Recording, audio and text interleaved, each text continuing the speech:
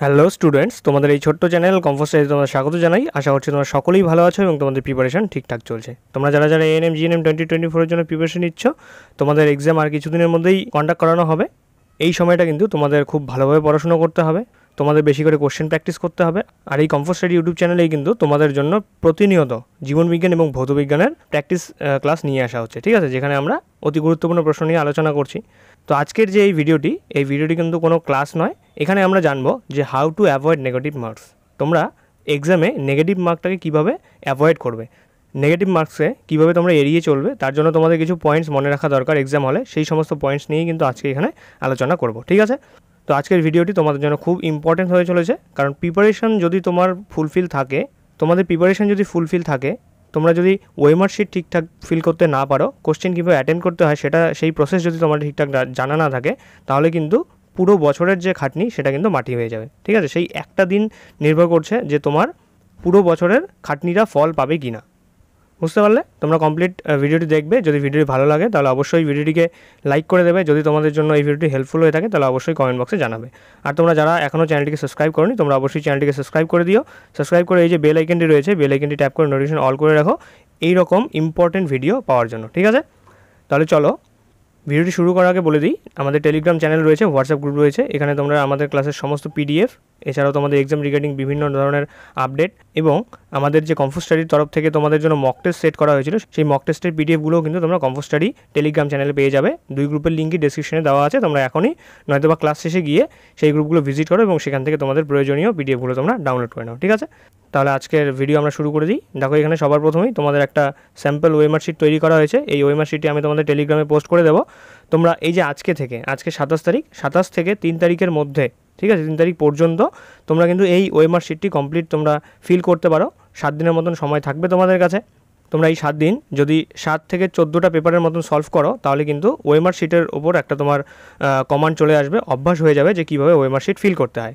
আর এই ফিল করার প্রসেস, ঠিক আছে, কখন ফিল করতে হবে, কীভাবে ফিল করতে হবে, সমস্ত প্রসেস কিন্তু আমরা এই ক্লাসে আজকে জানবো। পরীক্ষার হলে কোশ্চেন সলভ করা এবং ওয়েমার শিট ফিল করার জন্য তোমার কিছু পয়েন্ট মোটামুটি তোমাদের এই 7টা পয়েন্ট মনে রাখতে হবে। 7টা পয়েন্ট কী কী আমরা এক এক করে আলোচনা করব। 7টি পয়েন্ট দেখো, প্রথম পয়েন্ট দেওয়া আছে বারকোড, তারপর লেখা আছে ডোন্ট স্ক্র্যাচ। এই যে ওয়েমার শিটটি আমি তোমাদের আজকে পোস্ট করব টেলিগ্রামে, তোমরা সেখানে দেখতে পারবে এই যে এখানে যে দেখো একটা কম্পোজ স্টাডির এখানে একটা কিউআর কোড দেওয়া আছে।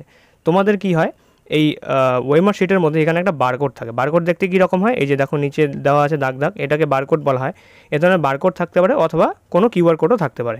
তো এই বারকোডের মধ্যে কিন্তু কোনো রকম স্ক্র্যাচ করানো যাবে না, স্ক্র্যাচ বা কোনো রকম দাগ কিচ্ছু এখানে যাতে কোনো দাগ না লাগে। এভাবেই কিন্তু তোমাদের ওয়েমার শিটটিকে সাবধানের সহিত তোমাদের ফিল করতে হবে। কারণ এখানে যদি কোনো রকম ভুল হয়ে যায়, কোনো রকম দাগ পড়ে যায়, স্ক্র্যাচ পড়ে যায়, তাহলে কিন্তু তোমার সেই ওয়েমার শিটটি স্ক্যান করা সম্ভব হবে না। কারণ এই বারকোডের মধ্যে বা কিউআর কোডের মধ্যেই কিন্তু সেই কোশ্চেন পেপার, সেই ওয়েমারের সমস্ত ডিটেলস সেভ করা থাকে, ঠিক আছে। তো সেটা যদি গন্ডগোল হয়ে যায় কোনো রকমের স্ক্র্যাচ বা ছিঁড়ে যায়, তাহলে কিন্তু তোমার ওয়েমার শিটটি ক্যান্সেল করা হবে, সেটা কম্পিউটারে স্ক্যান সম্ভব হবে না। বুঝতে পারলে? তাই সবার প্রথম যেটা মাথায় রাখতে হবে যে কোশ্চেন পেপার পাওয়ার পর যখন ওয়েমার শিট তোমার হাতে আসবে, তখন খুব সাবধানের সহিত ওয়েমার শিটটি কোশ্চেন পেপার থেকে বের করে সাইডে রেখে দেবে, যাতে সেখানে কোনো রকম দাগ না পড়ে। কোশ্চেন পেপারে তোমার যা দাগ দেওয়ার তুমি দিতে পারো, কারণ কোশ্চেন পেপার তোমাদের বাড়ি নিয়ে আসতে হয়। এই ওয়েমার শিটের মধ্যে যেন অযথা কোনো দাগ না লাগে, ঠিক আছে। এটা হলো ফার্স্ট পয়েন্ট। সেকেন্ড পয়েন্ট দেখো, দেওয়া আছে test booklet number and test booklet code. প্রতিটি পেজেই কিন্তু তোমাদের এই স্যাম্পল ওয়েমার শিটটির ছবি এখানে অ্যাটাচ করা আছে। আর তার সাথে সাথে তোমাদের যে পয়েন্টগুলো মনে রাখা উচিত সেগুলো আমি বলে দেবো। এখানে কি বলেছে, টেস্ট বুকলেট নাম্বার এবং টেস্ট বুকলেট কোড।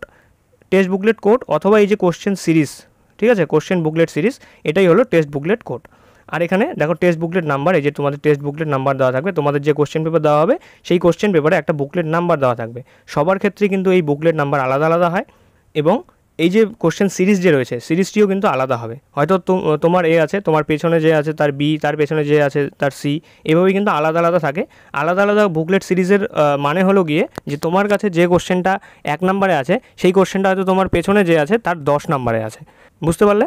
তো অনেক সময় দেখা যায় যে সামনে যে বসে আছে সে তার পেছনের জনের ওয়েমার শিটটা দেখে দেখে সে নিজেই ফিল করে দিল।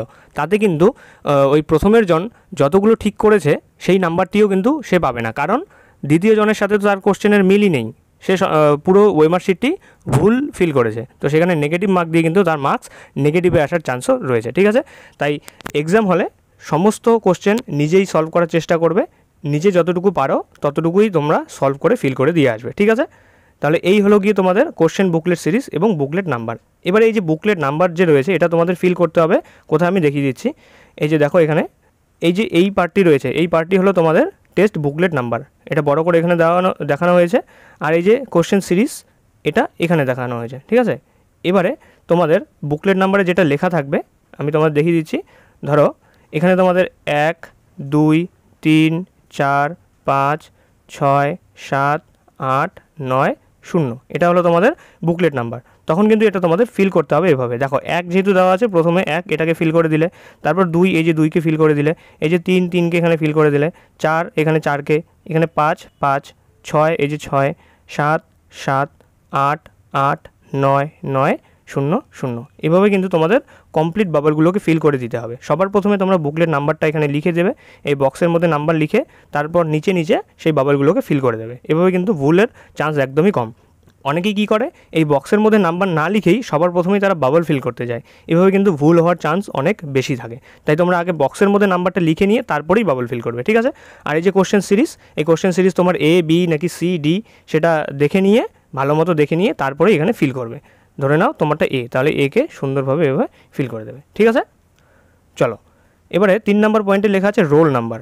তোমাদের অ্যাডমিট কার্ড বেরিয়েছে, অ্যাডমিট কার্ডে তোমাদের রোল নাম্বার লেখা আছে। অ্যাডমিট কার্ডের রোল নাম্বার অনুযায়ী ধরো এখানে দেওয়া আছে 2 5 4 7 3 1 0 9 8 3 ধরো এটা তোমার রোল নাম্বার।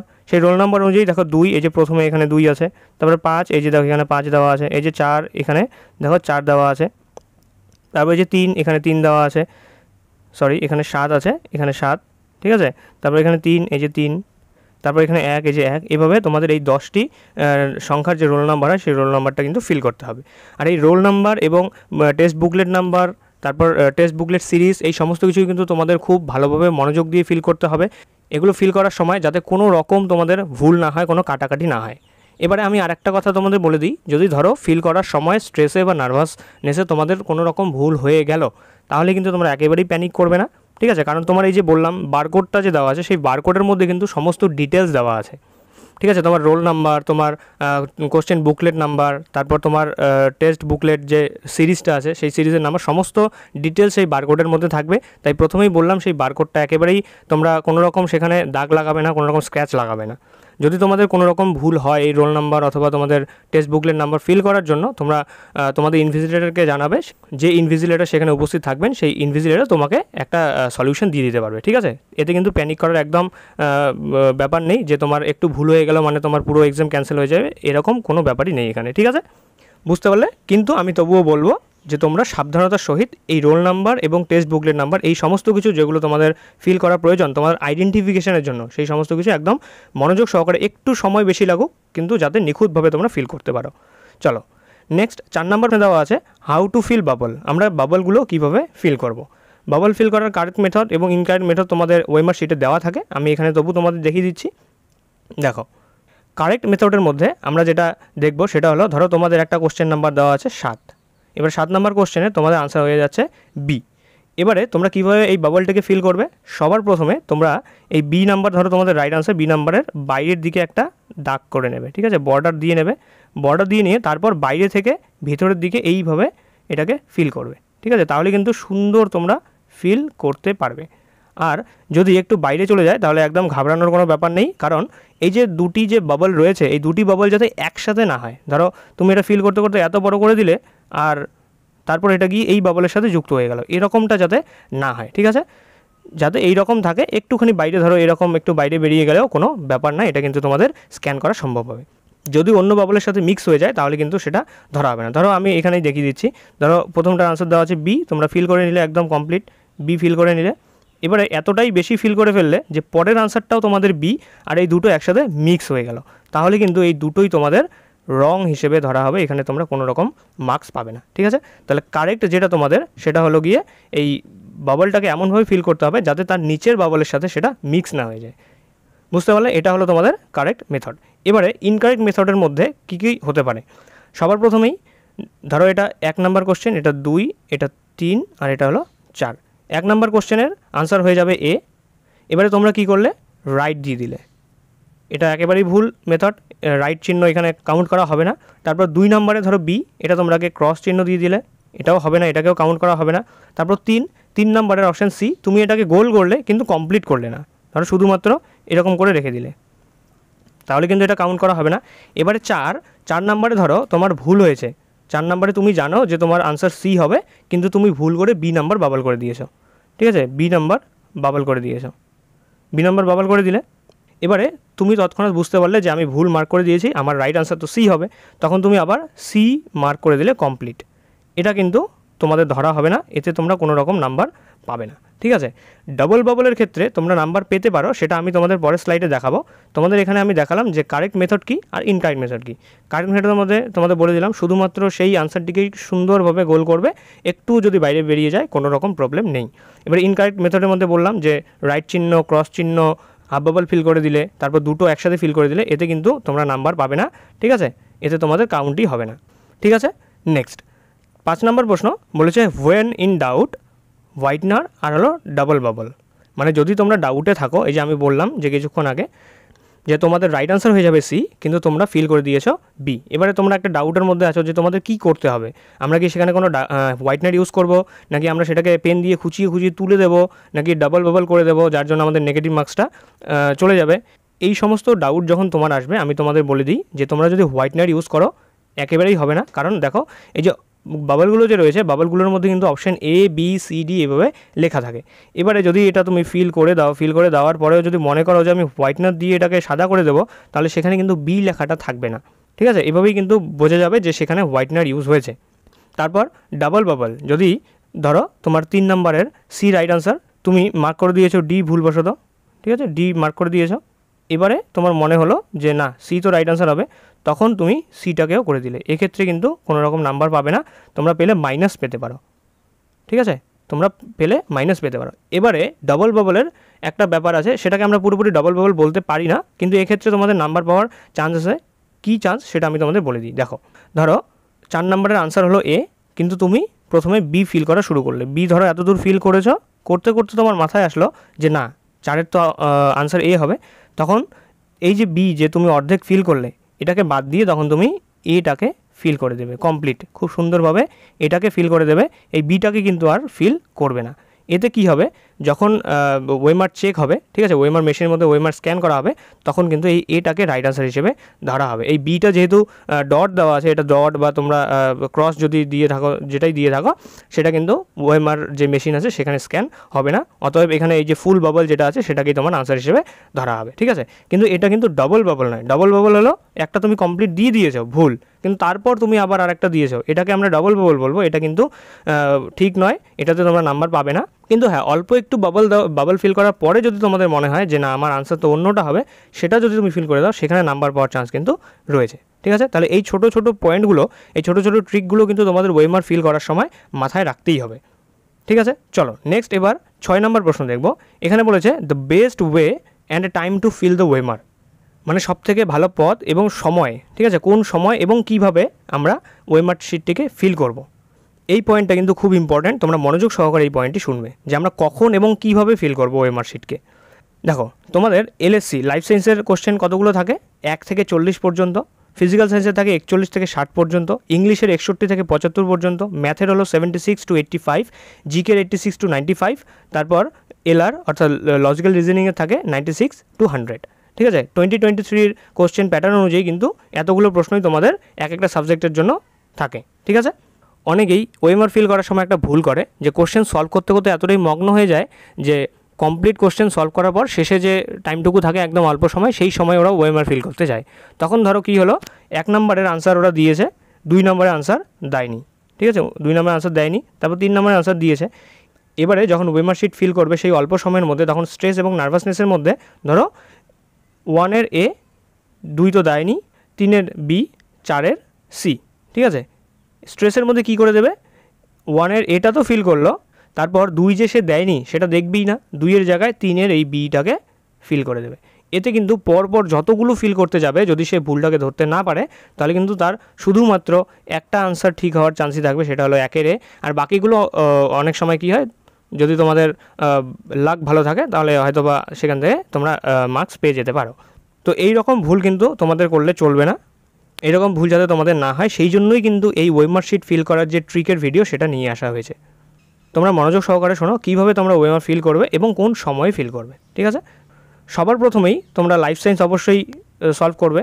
সবার প্রথমেই লাইফ সায়েন্স, যার যে সাবজেক্টটা বেশি স্ট্রং সেই সাবজেক্টটাই সবার প্রথমে তোমরা সলভ করবে। কারো যদি মনে হয় যে না ফিজিক্যাল সায়েন্স আমার স্ট্রং, তাহলে সে অবশ্যই ফিজিক্যাল সায়েন্স দিয়ে শুরু করতে পারে, কিন্তু আমি অবশ্যই বলবো যে লাইফ সায়েন্সটাকে সবসময় আগে শুরু করতে, কারণ এখানে দেখো টোটাল 40টি প্রশ্ন আছে, সব থেকে বেশি ওয়েটেজ তোমাদের লাইফ সায়েন্সের, ঠিক আছে।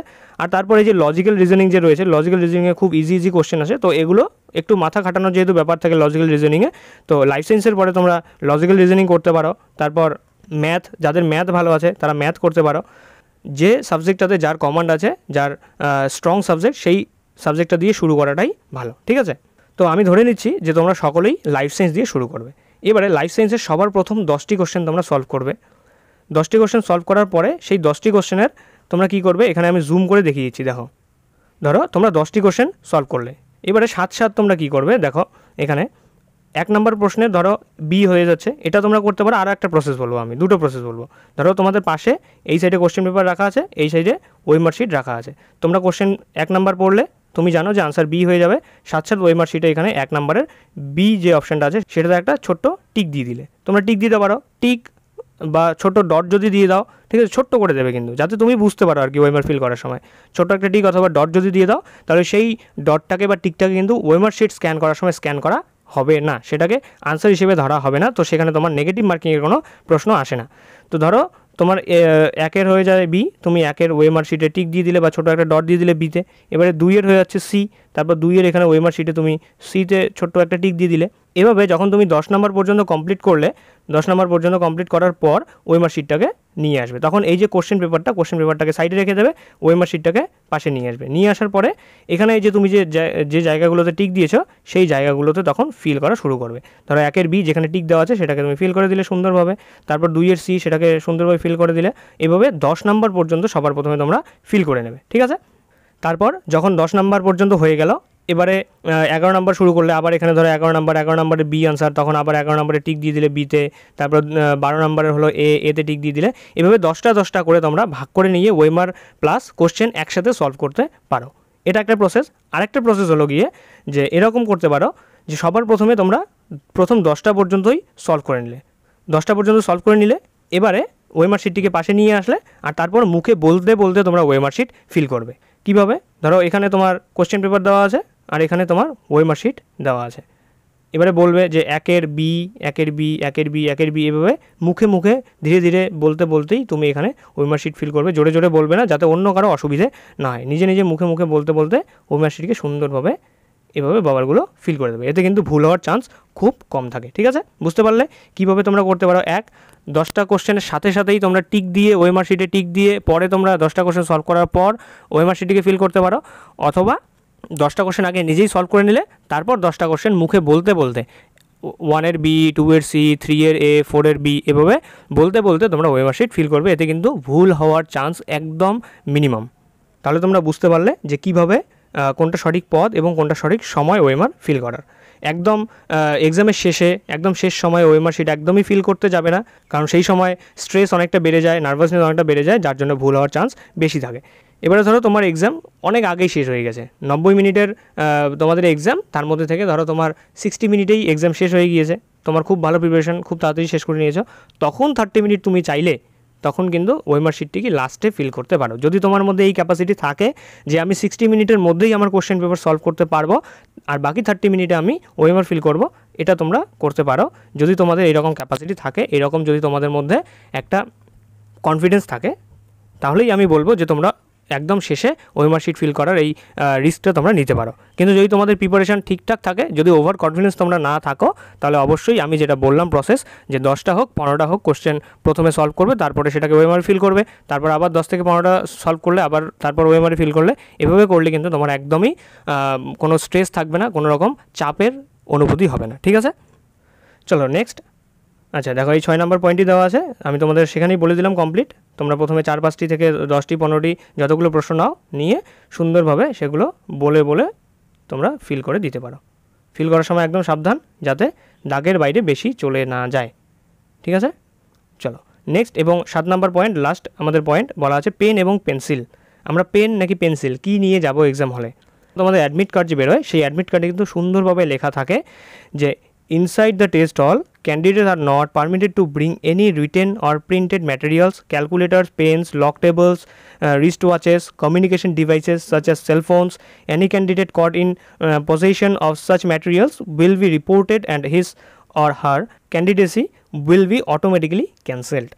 তোমাদের এক্সাম হলের ভেতরে কিন্তু কোনো রকম গ্যাজেটস, কোনো রকম পেন, পেপার, পেন্সিল কিচ্ছু নিয়ে যাওয়া যাবে না। যদি তোমরা ধরা পড়ো, যদি তোমাদের ধরে ফেলে ইনভিজিলেটর, তাহলে কিন্তু তোমাদের এক্সাম ক্যান্সেল পর্যন্ত হতে পারে। ঠিক আছে, তাই তোমাদের পেন পেন্সিল কিচ্ছু নিয়ে যেতে হবে না। তোমাদের সেখান থেকেই WBJER পক্ষ থেকেই তোমাদের ব্ল্যাক অথবা ব্লু বল পয়েন্ট পেন দেওয়া হবে, সেই পেন দিয়েই কিন্তু তোমাদের ফিল করতে হবে। তোমাদের শুধুমাত্র যে ডকুমেন্টসগুলো নিয়ে যেতে বলবে, সেই সমস্ত ডকুমেন্টসই শুধু তোমাদের নিয়ে যেতে হবে। ঠিক আছে, এমনকি তাদের এনভেলপের ভেতরেও তাদের নিয়ে যেতে দেওয়া হয় না। ঠিক আছে, শুধুমাত্র সেই ডকুমেন্টসগুলোকেই, অরিজিনাল কপিগুলোকেই নিয়ে যেতে হয়। তোমাদের কী কী ডকুমেন্টস নিয়ে যেতে হয়, তোমাদের কী কী ডকুমেন্টস প্রয়োজন রয়েছে, ঠিক আছে, তোমাদের ড্রেস কোড কী হওয়া উচিত এক্সামের জন্য, সেই সমস্তর উপরে কিন্তু আরেকটা ভিডিও আসবে তোমাদের এক্সামের আগেই।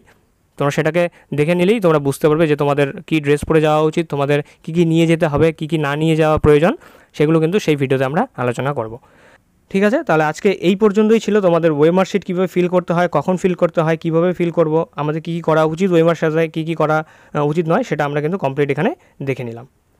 তো আশা করছি তোমরা যদি কমপ্লিট এই ভিডিওটি দেখে থাকো, তাহলে তোমাদের এএনএম জিএনএম কেন যে কোনো বড় এক্সামের ক্ষেত্রে কিন্তু ওয়েমার শিট ফিল করার জন্য কোনো প্রবলেম হবে না। শুধুমাত্র তোমাদের ওয়েমার শিট ফিল করার জন্য সতর্ক থাকতে হবে।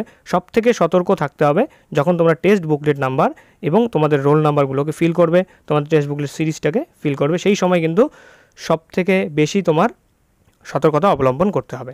ঠিক আছে, আর এখানে দেখো তোমাদের যে সমস্ত ক্রাইটেরিয়া রয়েছে, যে তোমাদের ধরো নাম লিখতে হবে, এখানে তোমার নাম লিখতে হবে। যদি এখানে লেখা থাকে যে ব্লক লেটার, তাহলে এখানে ব্লক লেটার লিখে দিলে তোমার নামটা।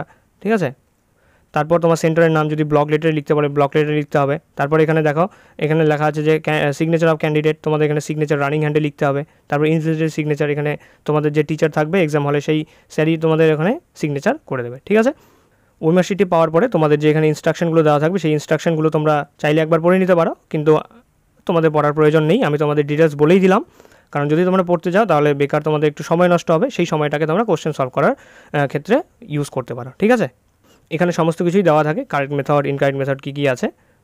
তোমরা কিন্তু এখন থেকেই ওয়েমার শিট ফিল করার যে প্র্যাকটিস, সেটা শুরু করে দাও। কোশ্চেন সেট নাও, একটা কমপ্লিট 100টা কোশ্চেনের একটা সেট নাও। ঠিক আছে, মক টেস্ট তোমরা নাও, নেওয়ার পরে সেই মক টেস্টগুলোকে এক্সামের মতন করে একদম টাইমার লাগিয়ে এই শেষ যে কদিন রয়েছে, এই শেষ কদিন ওয়েমারের সহ ফিল করে নাও। আমি তোমাদের ওয়েমার শিটটি টেলিগ্রামে পোস্ট করে দেবো, তোমরা সেখান থেকে ডাউনলোড করে এটাকে প্রিন্ট আউট করতে পারো। ঠিক আছে, প্রিন্ট আউট করে নিয়ে বাড়িতে এই কটা দিন তোমরা যদি কমপ্লিট এক্সাম দাও, 7টা থেকে 14টার মতন পেপার, একদিনে যদি 2টো করে পেপারও তোমরা দাও, তবুও তোমরা 14টা 15টার মতন পেপার দিতে পারবে। এতগুলো পেপার যদি দাও, আশা করি তোমাদের এক্সাম হলে ওয়েমার নিয়ে তো কোনো চিন্তা করতেই হবে না। আর আমি তোমাদের ডিটেলস বলেই দিলাম যে তোমাদের কী করা উচিত, কী করা উচিত নয়। এখানে 7টা পয়েন্ট ছিল, 7টা পয়েন্টই আমার মনে হয় যে এই 7টা পয়েন্টের মধ্যেই তোমাদের সমস্ত প্রবলেমের সলিউশন আমি দিয়ে দিতে পেরেছি। এরপরেও যদি তোমাদের মনে হয় যে এই জায়গাটায় আমার ডাউট আছে, তাহলে তোমরা অবশ্যই কমেন্ট বক্সে জানাবে, সেটা তোমাদের অবশ্যই সলভ করে দেওয়া হবে। কারণ ওয়েমার শিটটা কিন্তু সত্যিই খুব ইম্পর্ট্যান্ট। সেখানে যদি তুমি ছোট্ট একটা ভুল করো, তার ফল কিন্তু তোমাকে অনেক বড় পেতে হবে। কারণ ওয়েমারে ভুল হলে সেটা কিন্তু চাইলেও তোমরা ঠিক করতে পারবে না। বোঝা গেল? তাহলে ঠিক আছে, আজকের ভিডিও এই পর্যন্তই। আশা করছি তোমাদের আমি বোঝাতে পেরেছি। যদি তোমরা বুঝতে পারো সত্যি, তাহলে আমার এই ভিডিও বানানো সার্থক হবে। আর তোমাদের যাদের যাদের ভয় ছিল এতদিন পর্যন্ত যে ওয়েমার শিটে আমাদের কী কী করা উচিত, কী কী করা উচিত নয়, আর তোমরা কিছুই জানো না, যদি তোমরা এই ভিডিওটির থেকে যদি জানতে পারো, যদি তোমরা বুঝতে পারো যে হ্যাঁ এখন আমার ওয়েমার শিট ফিল করতে কোনো রকম ভুল হবে না, তাহলে তোমরা কিন্তু অবশ্যই কমেন্ট বক্সে জানাবে যে খুব হেল্পফুল হলো আমাদের জন্য এই ভিডিওটি। ঠিক আছে, তাহলে তোমরা এই পিডিএফটি তোমরা কোথায় পাবে? আমাদের টেলিগ্রাম গ্রুপ এবং হোয়াটসঅ্যাপ গ্রুপে আমি 2 গ্রুপেই দিয়ে দেবো। সমস্ত গ্রুপের লিঙ্ক ডেসক্রিপশনে দেওয়া থাকবে। তোমরা সেখানে গিয়ে জয়েন করে সেখান থেকে ওয়েমার শিটটি ডাউনলোড করে এখন থেকেই, আজকে থেকেই তোমরা প্র্যাকটিস শুরু করে দাও। 10 থেকে 15টি পেপার কিন্তু তোমাদের এই কদিনের মধ্যে সলভ করতেই হবে, তাহলেই তোমরা ওয়েমার শিটে একটা কমান্ড আনতে পারবে। তাহলে চলো ঠিক আছে, তোমরা এখনও যারা ক্লাসটি দেখছো তোমাদের থ্যাংক ইউ। আশা করছি ভিডিওটি তোমাদের ভালো লেগেছে, ভিডিওটি তোমাদের জন্য হেল্পফুল হয়েছে। যদি ভিডিওটি ভালো লেগে থাকে তাহলে অবশ্যই ভিডিওটিকে লাইক করে দেবে। তোমরা যদি এখনও চ্যানেলটিকে সাবস্ক্রাইব করে না থাকো অবশ্যই চ্যানেলটিকে সাবস্ক্রাইব করো এ ধরনের তোমাদের ট্রিক ভিডিও পাওয়ার জন্য। ঠিক আছে, এক্সাম হলে তোমরা কীভাবে সময় বাঁচাতে পারো, কীভাবে কোশ্চেন অ্যাটেম্প করতে পারো, কীভাবে কোশ্চেন ভুল হওয়ার চান্সটা কম, এই ধরনের ভিডিও যদি তোমরা পেতে চাও তাহলে অবশ্যই চ্যানেলটিকে সাবস্ক্রাইব করে বেল আইকন ট্যাপ করে নোটিফিকেশন অল করে রাখবে, যাতে এই সমস্ত ক্লাস সাথে সাথেই তোমরা নোটিফিকেশন পেয়ে যাও। ঠিক আছে, আর যদি এই সমস্ত ভিডিও তোমাদের জন্য হেল্পফুল হয়ে থাকে, কম্পোজ স্টাডির সমস্ত কন্টেন্ট যদি তোমাদের জন্য হেল্পফুল হয়ে থাকে তাহলে অবশ্যই তোমরা কমেন্ট বক্সে জানাবে যে হ্যাঁ আমাদের জন্য হেল্পফুল হচ্ছে। আর তোমাদের ফ্যামিলি মেম্বার, বন্ধুবান্ধব যারা এএনএম জিএনএম 2024 জন্য প্রিপারেশন নিচ্ছে, যারা এখনও কম্পোজ স্টাডির সাথে যুক্ত হয়নি, তাদেরকে অবশ্যই লিঙ্ক পাঠিয়ে দাও, তারাও যেন কম্পোজ স্টাডির সাথে যুক্ত হয়ে কম্পোজ স্টাডির সদস্য হতে পারে, আর তারাও যেন এই ভিডিওগুলোর থেকে কিছু শিখতে পারে। ঠিক আছে, তাহলে দেখা হচ্ছে তোমাদের সাথে নেক্সট আরেকটি এরকম ভিডিওতে। ততদিনের জন্য বাই, পড়তে থাকো, ভালো থাকো এবং সুস্থ থাকো।